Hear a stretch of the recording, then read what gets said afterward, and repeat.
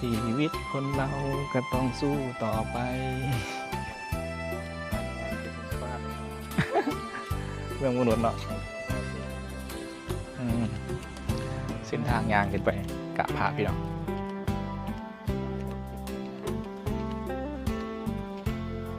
เพราะว่ายังเป็นวัดนะวัดผู้เข้าขั้วนะเบาร่วมเหมือนปะวัดผู้เข้าขั้วแต่มันเป็นวัดป่าใหญ่กวางบริเวณวัดป่ามันซะเห็นปะบรรยากาศเห็นปะทางขึ้นไปกราบพระที่เมื่อกี้ไปกราบมาเพียงเปิดมาเป็นสิริมงคลเป็นสิริมงคลให้แกเฮา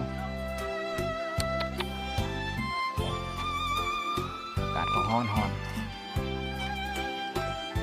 เมื่อนี้เข้ามาจำสินไรได้มาจำสินอะไรครับวัดป่าโทรมาติดกันไปเลย